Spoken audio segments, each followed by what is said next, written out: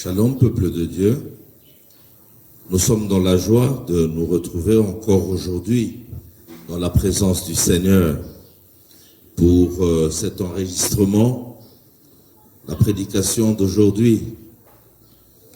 Que Dieu bénisse tout celui qui s'installe maintenant pour écouter la parole de Dieu.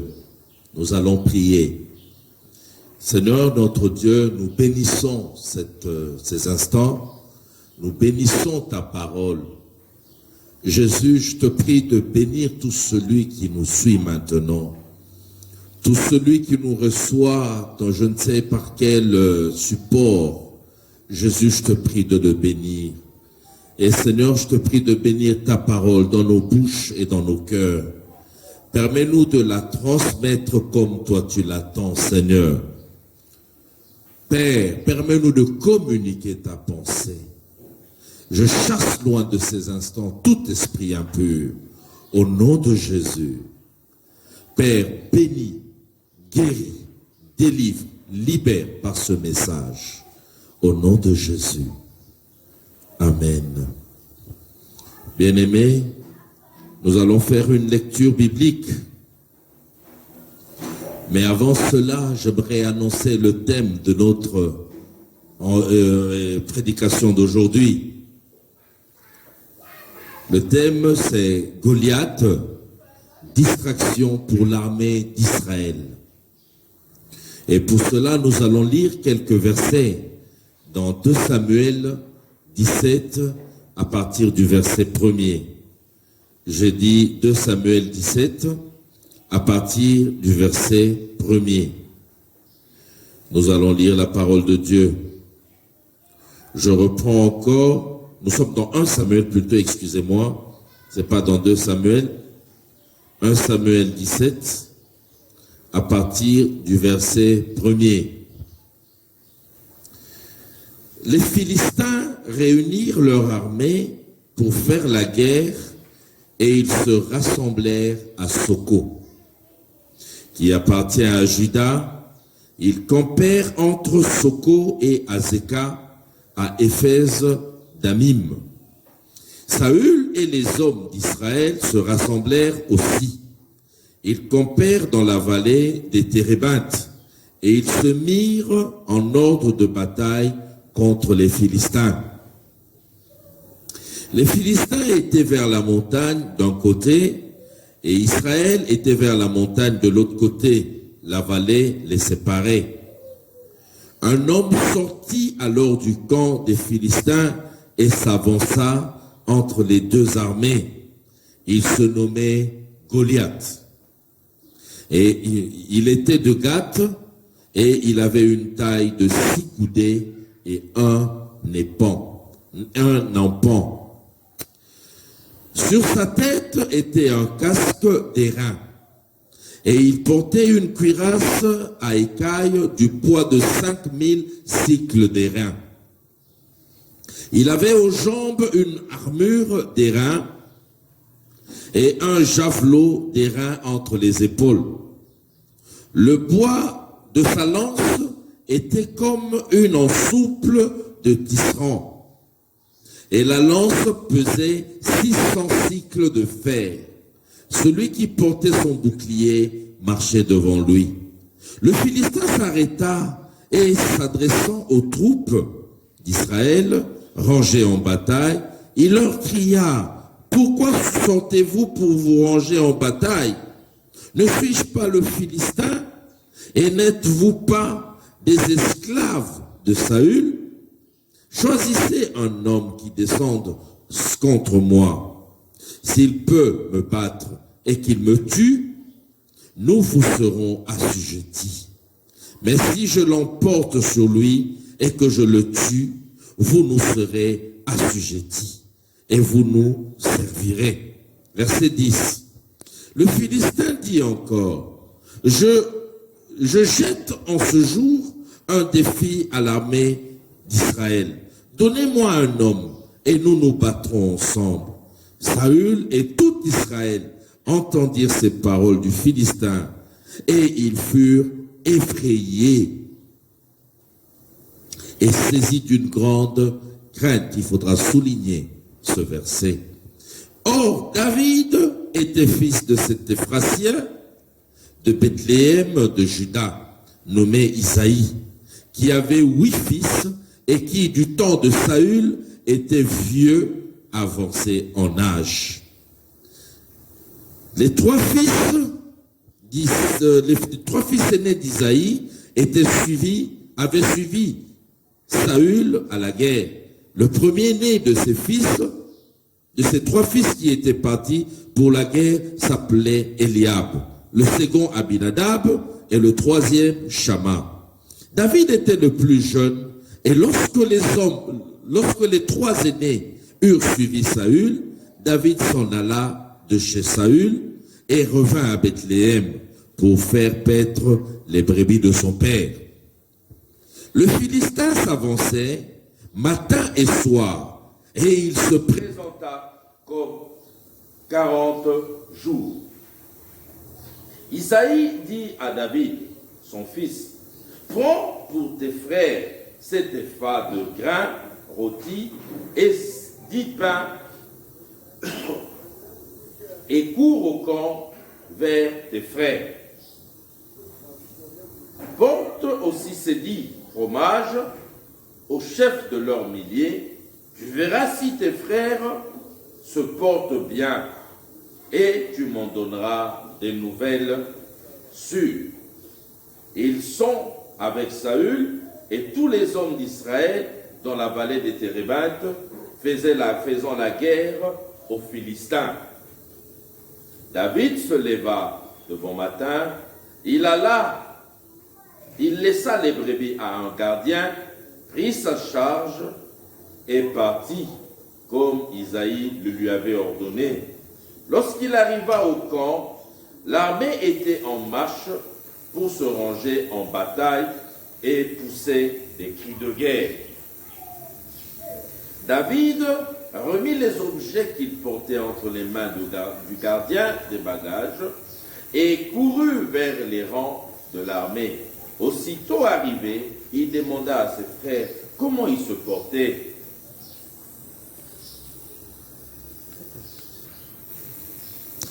Tandis qu'il parlait avec eux, voici le Philistin de Gath nommé Goliath s'avança entre les 2 armées hors des rangs des Philistins. Il tint les mêmes discours que précédemment et David les entendit. À la vue de cet homme, tous ceux d'Israël s'enfuirent devant lui et furent saisis d'une grande crainte. Chacun disait, avez-vous vu s'avancer cet homme? C'est pour jeter à Israël un défi qu'il s'est avancé. Si quelqu'un le tue, le roi comblera de richesses, il lui donnera sa fille et il affranchira la maison de son père en Israël. David dit aux hommes qui se trouvaient près de lui, que fera-t-on à celui qui tuera ce Philistin et qui ôtera l'opprobre de dessus Israël? Qui est donc ce Philistin? C'est un circoncis pour insulter l'armée du Dieu vivant. Vous pouvez continuer la lecture dans nos maisons, on peut continuer. Bien-aimés, comme je l'ai dit tout à l'heure, le thème de notre message, c'est Goliath, distraction pour l'armée d'Israël. Vous savez, par définition, distraction veut dire, c'est pas la seule définition du mot distraction, il y a plusieurs autres sens à ce mot-là. C'est celui qui nous a accroché, le sens qui nous a accroché, c'est celui-ci, inattention. C'est une inapplication de pensée aux choses dont on devrait s'occuper. Il existe, comme je l'ai dit tout à l'heure, beaucoup d'autres définitions. Bien-aimés, faisons très attention avec la distraction. Avec la distraction, beaucoup de nos mamans dans leur cuisine ont eu à brûler les aliments au feu. Pourquoi? Parce que elles ont été ailleurs au lieu de prêter attention à la nourriture qui cuisait au feu. À cause de la distraction, une femme a été en train de balancer son enfant dans le trou d'un ours. On l'appelle une inattention. Elle s'est retrouvée ayant jeté l'enfant dans le trou de l'ours. À cause du manque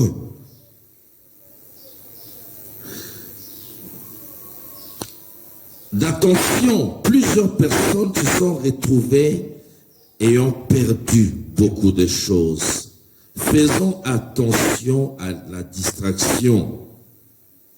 Faisons attention, bien-aimés. Dans le texte que nous avons lu, on nous parle de l'histoire de David et de Goliath. Les deux armées avaient déjà pris position pour la guerre.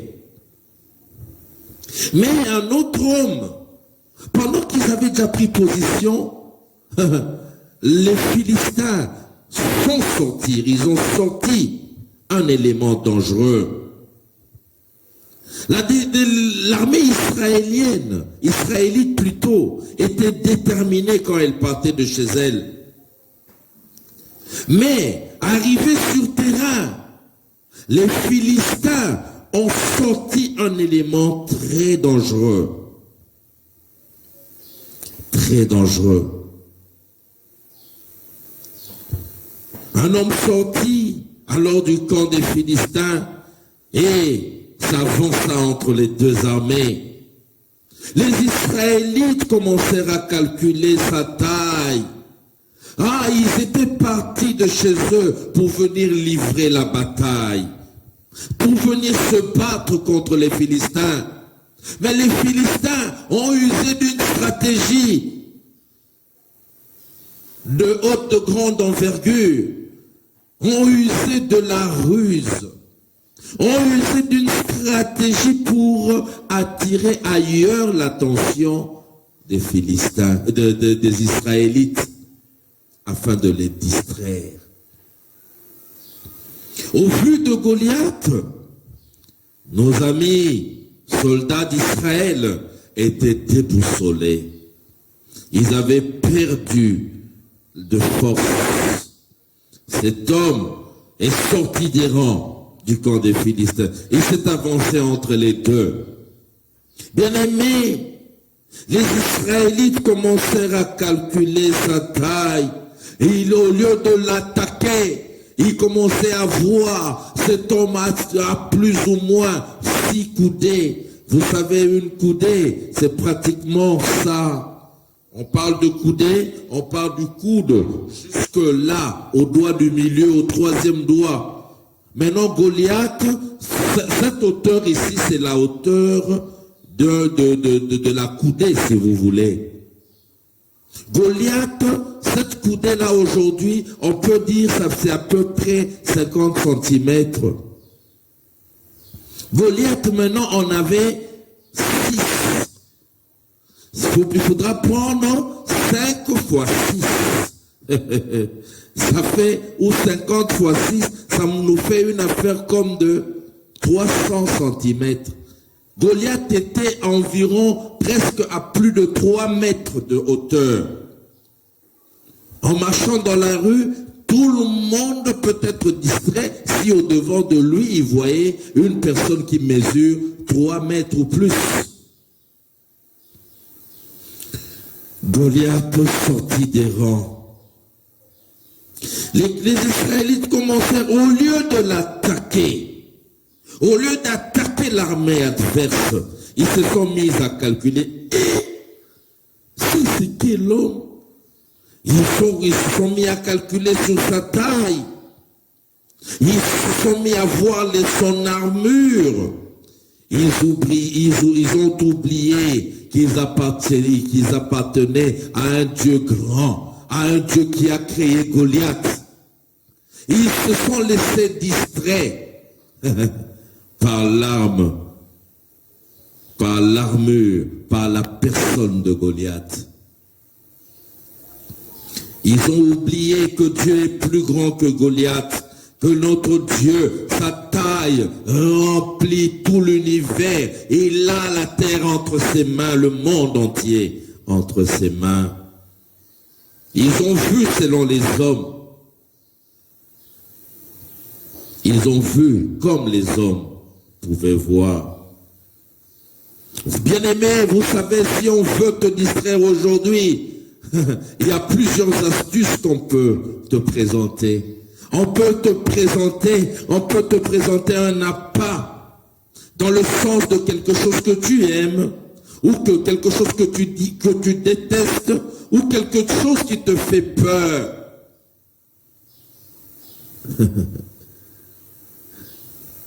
Attention. Attention. C'était l'arme du diable, l'arme de l'ennemi. Goliath était une distraction pour Israël et a pu déstabiliser toute l'armée israélite. Pour développer notre message, bien-aimé, nous appliquerons 2 points de vue autour de Goliath. Vous savez, nous parlons de Goliath. Aujourd'hui, bien-aimés, il y a plusieurs éléments dans notre vie, s'il faudra parler généralement. Il y a plusieurs choses que l'ennemi utilise contre la vie des hommes pour nous distraire.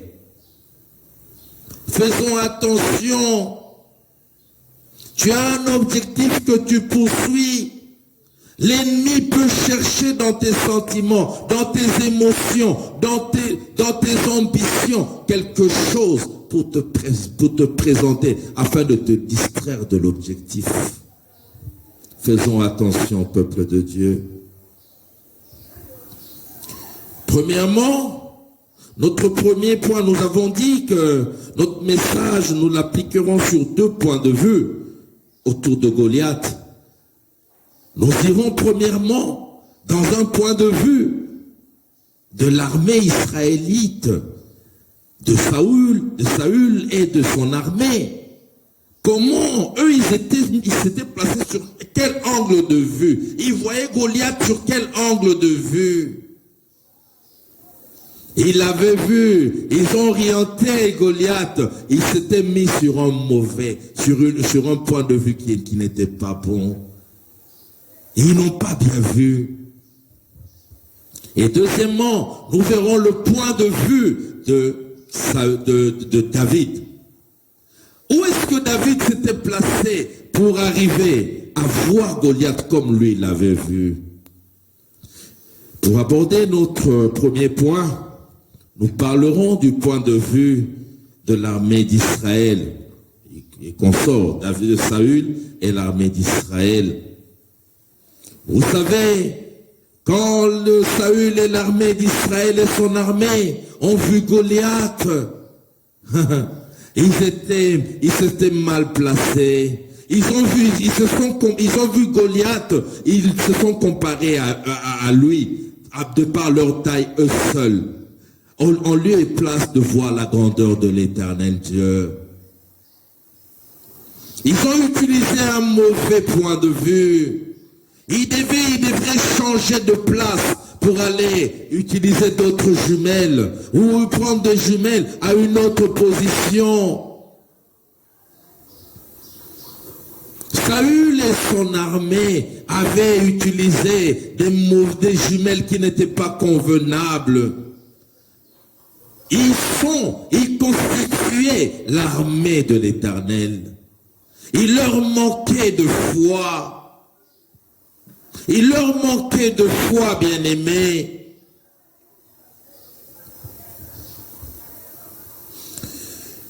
Quand ils ont vu Goliath, ils étaient effrayés, apeurés par sa taille.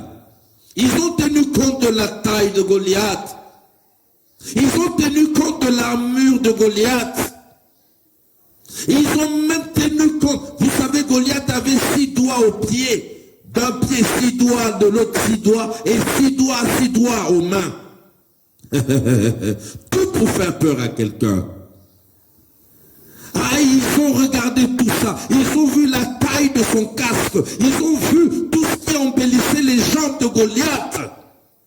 en lieu et place de regarder, de comparer Goliath à l'Éternel Dieu. Ils ont vu que Goliath les dépassait, eux. Et ils ont eu peur. Ils ne savaient pas qu'ils appartenaient à un Dieu vivant. Ils ne savaient pas qu'ils avaient un objectif. Ah, ils étaient là pour se battre contre les Philistins. Et Dieu les attendait au tournant.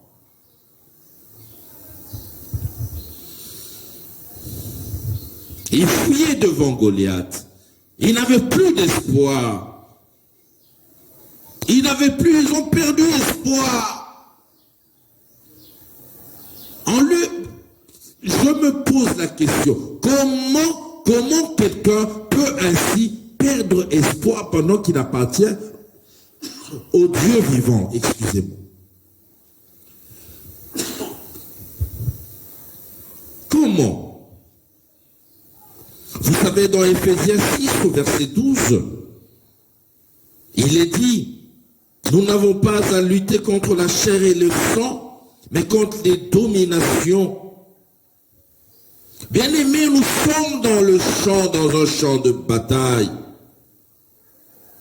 Mais voilà, l'ennemi utilise plusieurs stratégies. Il peut placer au-devant de toi, dépendant de ce que lui connaît, que toi tu préfères. Il peut placer au-devant de toi de l'argent pour te distraire. Il peut placer au-devant de toi, je ne sais pas moi, la promotion ou la renommée ou une gloire quelconque pour te distraire. Et cela en échange à l'onction, en échange à la crainte de Dieu, en échange à la sanctification. Faisons attention, bien-aimés. Nous sommes dans le champ de bataille, mais voilà, l'ennemi nous fait sortir une maladie, Covid-19. C'est son Goliath, c'est le Goliath de l'ennemi actuellement. Cette maladie qui fait des ravages, qui a une contagion qui fait fuir les gens, qui fait fermer les églises, qui fait taire les chorales. Combien d'âmes meurent-ils sans Christ? L'ennemi a sorti une stratégie. De son camp, il sort. C'est comme ça que l'ennemi agit. Dans le cas des Philistins, l'ennemi avait sorti Goliath. Bien-aimés, plusieurs enfants de Dieu, pendant cette période, au lieu de prier, le chrétien s'attend à l'équipe de riposte contre cette pandémie. Nous ne devons pas nous attendre. Nous ne devons pas nous attendre à l'équipe de riposte. Nous devons prier parce que la meilleure riposte contre cette pandémie, c'est la prière. Pour passer à notre deuxième point, bien-aimés, nous allons parler maintenant du point de vue de David. David, au vu de Goliath, il voyait en Goliath juste un incirconcis, un Philistin, qui insultait Dieu, qui insultait son roi, qui insultait le peuple d'Israël. Et David tenait à l'affronter. La détermination, la colère en David, c'était que je devais mettre à terre celui-là, afin d'ôter la honte à Israël. Et David était allé même, je vous explique le point de vue de David. David, quand il voyait Goliath pas comme les autres là. Non. Il n'avait que faire de la taille de Goliath. Il n'avait que faire de Goliath. Lui, il avait le regard fixé vers le Très-Haut. Il savait que Dieu est plus fort. Il est plus grand que Goliath. Il a une armure plus exquise plus que celle de Goliath. Et notre Dieu était plus outillé que Goliath en tout et pour tout. Pour David, Goliath n'était rien. David avait la vision spirituelle des choses. Pour lui, Goliath n'était rien. Il devait être détruit.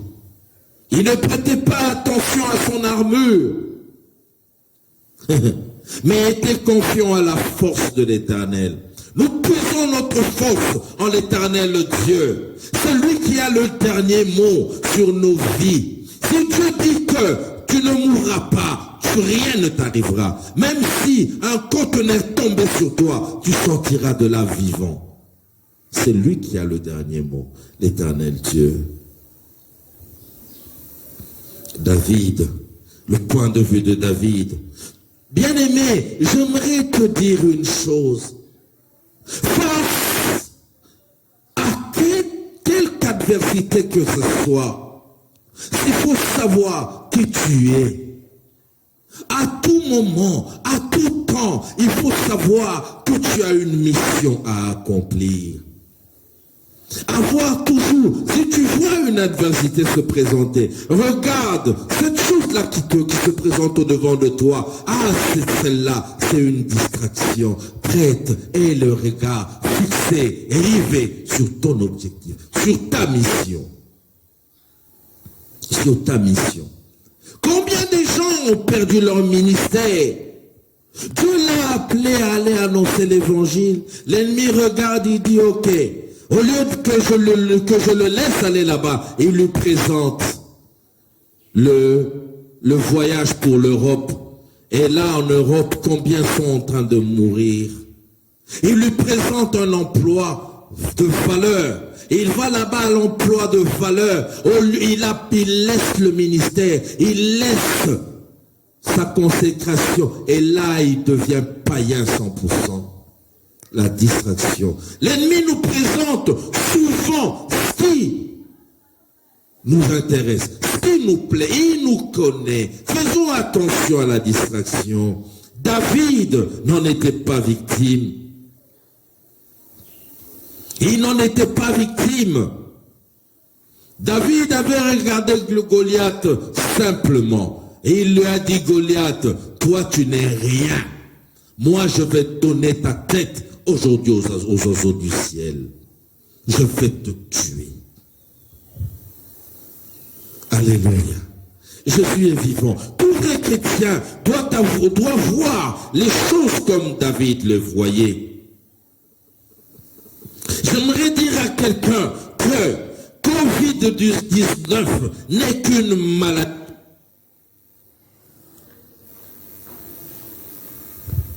Covid-19, je disais, n'est qu'une maladie.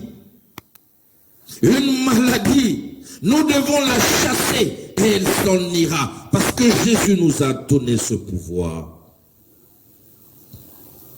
Et admettons que, comme certains pourraient le dire, qu'elle est venue de Dieu. Demandons pardon, répondons-nous.